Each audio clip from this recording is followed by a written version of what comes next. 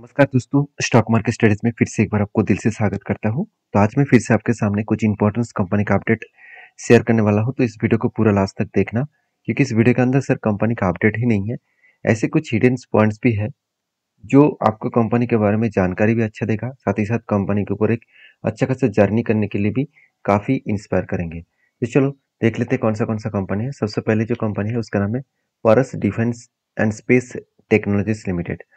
देखिए, Paras defence space technology limited लगातार कुछ दिनों से भागते चले जा रहे थे।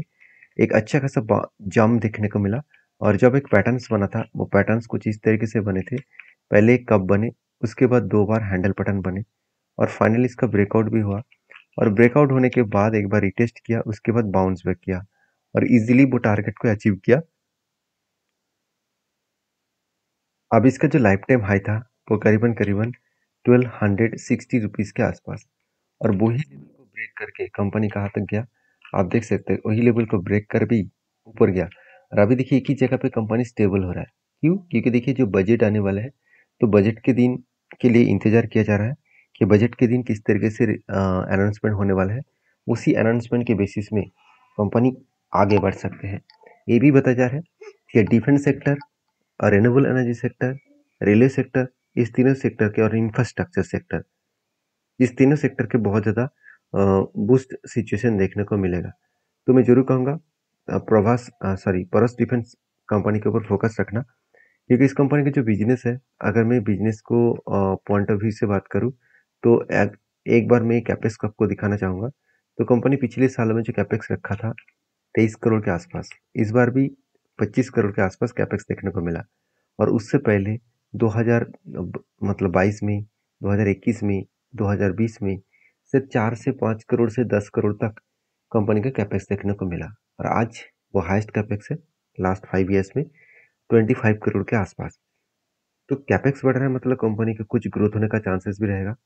दूसरी बात, एफएस इस कंपनी के ऊपर अच्छा खासा क्वांटिटी को ऐड किया, चाहे वो क्वार्टर्स में हो चाहे वो ईयर में हो। तो अच्छा खासा कुछ क्वांटिटी को ऐड किया, करीबन 2.86% के आसपास। और कंपनी के जो बिजनेस है, उस बिजनेस के हिसाब से बात करें, कंपनी डिफेंस इलेक्ट्रॉनिक्स के ऊपर 85% काम कर रहा है, डिफेंस एंड स्पेस के ऊपर 14.6% काम कर रहा है। ऑल ओवर इंडिया में कंपनी 84% का बिजनेस हो रहा है, और अदर्स कंट्रीज में 15% के आसपास। तो ओवरऑल कंपनी का जो बिजनेस है वो इंडेक्स के बाहर भी चल रहा है। तो एक गुड पॉइंट्स है, कंपनी को आगे बढ़ाने के लिए काफ़ी है। तो बाकी इस कंपनी के ऊपर जो सारे पॉइंट्स हैं वो मैं आपके साथ शेयर किया हूँ। अभी जो मेन पॉइंट है वो मैं आपके ऊपर दिखाना चाहूँगा। देखिए, कंपनी के ऊपर जो लोग सोच रहे हैं कि सेल्स का आंकड़ा तो एक ही रेंज में है, उतना ग्रोथ नहीं है, फिर भी मैं कहूँगा इस बार कंपनी का हाईएस्ट सेल्स देखने को मिला। एक्सपेंस को कंपनी मिटाने के बाद कंपनी का नेट प्रॉफिट भी यहाँ पे देख सकते हैं, सिर्फ 95 लैक्स था, उसके बाद 10 करोड़ बने, उसके बाद 11 करोड़ बने, अभी इस साल में कंपनी का 9.5 करोड़ बने। अभी प्रॉफिट थोड़ा सा कम हुआ, जिसके चलते शेयर में थोड़ा सा एक प्रेशराइज बनता हुआ देखने को मिले। अभी कंपनी के ऊपर जो इन्वेस्टर है, उसके हिसाब से बात करो तो प्रोमोटर से लेकर एफआईजीएस पब्लिक, हर किसी के पास आपको अच्छा खासा होल्डिंग्स देखने को मिल जाएगा। तो बेस्ट तरीके से यहाँ पे होल्डिंग देखने को मिला, जो होल्डिंग कंपनी को आगे बढ़ाने के लिए काफ़ी है। तो बाकी इस कंपनी के ऊपर मेरा जो व्यू है वो मैं आपके साथ शेयर किया हूँ। तो बजट का न्यूज आने के बाद ही इस कंपनी के ऊपर कुछ डिसीजन बन सकता है। तो जब तक कोई डिसीजन ना बने तब तक मैं कोई एंट्री नहीं लूंगा, क्योंकि पहले एंट्री का टारगेट हो चुका है। सेकंड एंट्री कुछ इस तरीके से बाइंग का कैंडल का रेंज बने, जो 1 2 3 4 चार बाइंग कैंडल बने, जो 56% के आसपास बाइंग रेंज बने। जब इस नीचे लेवल को टच करेगा तब क्या बनेगा एंट्री, और इस हाई लेवल तक क्या बनेगा टारगेट। तो बेस्ट तरीके से एंट्री और बेस्ट तरीके से टारगेट लेवल यहाँ पे देखने को मिला है। तो मुझे लगता है अच्छा खासा एक टारगेट लेवल यहाँ पे देखने को मिला है, जो टारगेट कंपनी को अच्छा खासा बूस्ट करने के लिए काफ़ी है। तो तो नेक्स्ट जो कंपनी है उसके बारे में चर्चा करूँ, उसका नाम है भारत इलेक्ट्रॉनिक्स लिमिटेड। तो बेसिकली भारत इलेक्ट्रॉनिक्स लिमिटेड के ऊपर मैं एक चीज़ों को नोटिस करा दूँ। कंपनी 2,40,000 करोड़ के आसपास बन चुके हैं। तो इतने बड़ा क्यों हो चुके हैं? क्योंकि देखिए, कंपनी एक साल में अच्छा खासा परफॉर्मेंस किया। अगर चार्ट को मैं छोटा कर दूँ, अगर मैं कोविड लेवल से इस कंपनी का परफॉर्मेंस देखूँ, तो एक बहुत ज़्यादा बाउंस कंपनी ने किया है। कितना बाउंस किया? अगर मैं कोविड के लेवल में देखूँ तो सिर्फ 20 रुपीज़ का शेयर था, और आज कहाँ पे है? आज 340 तक चला गया। तो एटलीस्ट 4 ईयर में कंपनी 1600% का रिटर्न दिया। फिर लोगों के मन में यही डाउट है कि सर 1600% तक रिटर्न तो मिल चुके हैं, क्या और भी ऊपर जा सकते हैं? देखिए कंपनी जब भी ऊपर जाने की कोशिश कर रहे हैं, एक बार वो करेक्शन हो रहा है। जैसे यहाँ पे एक पैटर्न्स बना काफी ध्यान पैटर्न्स का, फाइनली ब्रेकआउट हुआ, ब्रेकआउट कंफर्मेशन भी हुआ। अभी देखिए एक बार वो रिटेस्ट करने के लिए आ रहा है। अगर यहाँ से रिटेस्ट करे उसके बाद फिर से ग्रीन कैंडल स्टार्ट हुआ तो सोचना वो हाई लेवल तक इसका जो टारगेट है उस लेवल तक जाने का कोशिश करेंगे। तो मैं बुलिश ऑब्वियसली हूँ। कंपनी के ऊपर 2 पॉइंट्स देखकर मुझे बुलिश लगा। पहली बात क्या है, कंपनी का प्रॉफिट एंड लॉस। अगर प्रॉफिट एंड लॉस के मैं साल भर के डेटा आपको दिखा दूँ, सेल्स का जो आंकड़ा है वो हर साल में बढ़ते चले जा रहा है। ये एक गुड पॉइंट्स है, एक पॉजिटिव पॉइंट्स है। टिल टू मंथ मतलब लास्ट 12 मंथ में इस कंपनी के ऊपर भी 14% का ग्रोथ हुआ। उसी तरीके से अगर कंपनी का प्रॉफिट ग्रोथ के बारे में बात करूं तो देखिए 10 ईयर में, लास्ट 10 ईयर में 15% का, 5 ईयर्स में 16%, 3 ईयर्स में 24% और टिल टू मंथ में 34%। तो जो लोग सोच रहे थे कि कंपनी सिर्फ भागते ही चले जा रहे हैं या कंपनी का परफॉर्मेंस सही में ठीक ठाक है, बिल्कुल है। अच्छा खासा परफॉर्मेंस कंपनी किया तभी कंपनी भाग रहा है। उसीलिए कंपनी अच्छा खासा रिटर्न भी जनरेट करके दिया। एक साल में कंपनी 150% के ऊपर भी रिटर्न दिया, क्योंकि इसका रिटर्न ऑफ इक्विटी भी शानदार है। इस कंपनी का मुझे गुड पॉइंट्स यही लगा कि कंपनी एक टाइम देखिए 230 दिन के ऊपर चला गया था खुद के डेटोस डे। तो डेटोस डे सबसे हाईएस्ट डे देखने को मिला था। अभी वो जो डेटोस डे है वो घटकर एक 133 डेज हो चुके हैं, जो आज तक की सबसे लोएस्ट डेटोस डे है।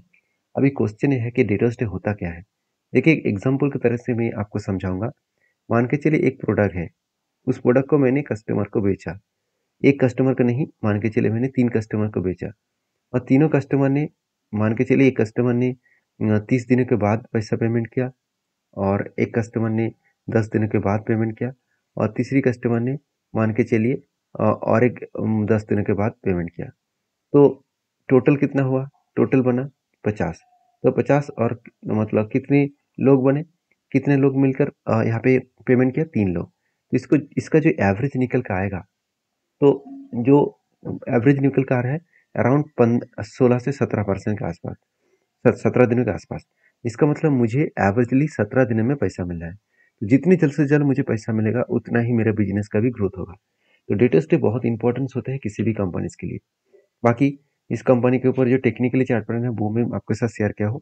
और रही बात इस कंपनी के म्यूचुअल फंड के, तो म्यूचुअल फंड ने लास्ट कुछ फ्यू मंथ्स में क्या किया वो देख लीजिए। देखिए लास्ट कुछ फ्यू मंथ्स में कंटिन्यूसली सेल ऑफ किया। क्यों सेल ऑफ किया? क्योंकि इतने दिनों से जो लोग बाई कर रहे थे, कभी ना कभी तो माल बेचेंगे। और यही कारण की वजह से शेयर में एक छोटा मोटा करेक्शन देखने को मिल चुके हैं। यहाँ पे जो करेक्शन हुआ था यही कारण की वजह से, हाँ यहाँ पे जो करेक्शन हुआ वो इलेक्शन के रिजल्ट के कारण, और उसके बाद देखिए छोटे मोटे वॉल्यूम के साथ यहाँ पे आगे बढ़ रहा है। इसका मतलब कुछ क्वांटिटी म्यूचुअल फंड भी सेल कर रहा है। तो मैं तो इस कंपनी के ऊपर बुलिश हूँ। आपकी क्या राय है जरूर कमेंट्स करना। और हाँ, मैं रिक्वेस्ट करूंगा ये सारे वीडियो जो आपके साथ शेयर करता हूँ वो मेरे पॉइंट ऑफ व्यू से एजुकेशन पर्पस में है।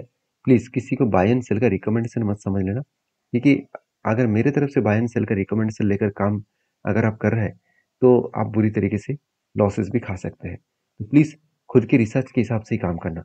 नेक्स्ट जो कंपनी उसका नाम है नज़ारा टेक्नोलॉजीज। देखिए बहुत दिनों के बाद नज़ारा टेक्नोलॉजी के ऊपर मैं वीडियो बना रहा हूँ, क्योंकि मुझे कुछ दोस्तों ने कमेंट्स किया था कि सर नज़ारा टेक्नोलॉजी के ऊपर आपको तो बिग लॉसेस हुआ था, अब क्या है? देखिए जब मैंने एंट्री लिया काफ़ी इंपॉर्टेंस के बाद ब्रेकआउट हुआ, ब्रेकआउट कंफर्मेशन भी हो गया। तो उसके बाद देखिए बिग फॉल देखने को मिला। फॉल कोई छोटा मोटा नहीं था। एंटी लेवल से अगर मैं डाउन लेवल तक देखूँ तो ऑलमोस्ट ऑलमोस्ट अराउंड 37% का करेक्शन हो गया था। तो 37% का, 35 से 37% का करेक्शन कोई छोटा मोटा करेक्शन नहीं है। उसके बाद कंपनी देखिए किस तरीके से बाउंस बैक किया। क्यों बाउंस बैक किया? क्योंकि यही लेवल कंपनी के लिए एक स्ट्रांगली सपोर्ट था। उसी लेवल को 2 बार रिटेस्ट किया, उसके बाद बाउंस बैक किया था। उसीलिए यहाँ पे भी एक बार रिटेस्ट किया, दोबारा रिटेस्ट किया, बाउंस बैक किया। अभी देखना ये है कि जिस तरीके से मैंने टारगेट रखा था क्या उस लेवल तक जा सकते हैं। यहाँ पे हुआ कुछ ऐसा कि अगर चार्ट को ध्यान से देखें तो ब्रेकआउट तो हुआ था, ब्रेकआउट कंफर्मेशन नहीं हुआ। तो उसके बाद 1 2 3 कैंडल में आप देखेंगे तो कुछ इस तरीके से शूटिंग स्टार जैसे कैंडल देखने को मिल रहा है हायर लेवल से। इसका मतलब बायर एक्टिव तो होना चाहता है, मगर सेलर इतना ज़्यादा एक्टिव है कि इसीलिए बायर को वो मतलब ब्रेकआउट नहीं दे पा रहा है। अभी मुझे चाहिए इस हाई लेवल के ऊपर कोई स्ट्रांगली ग्रीन कैंडल का क्लोजिंग। तभी इस कंपनी के ऊपर जाने का दम दिखेगा। तो बाकी आपके क्या ओपिनियन है, ज़रूर मुझे कमेंट्स करना, क्योंकि नज़ारा टेक्नोलॉजीज़ कोई बेकार कंपनी नहीं है।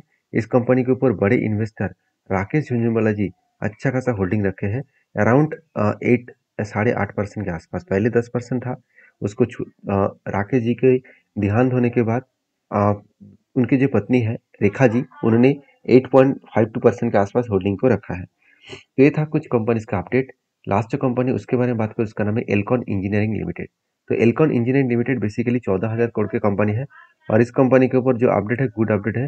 कंपनी लोअर साइड से 750 से लेकर 1300 तक जर्नी किया, और इसीलिए कंपनी ने एक गुड अपडेट मिला, जो है कंपनी का बोनस का, सॉरी स्प्लिट का। तो कंपनी 19 जुलाई में कंपनी स्प्लिट देने वाले है। तो जो लोग बोनस स्प्लिट पाना चाहते हैं, डीपली इस कंपनी के ऊपर रिसर्च करें, उसके बाद काम करें। मिलते हैं नेक्स्ट वीडियो में, तब तक के लिए धन्यवाद।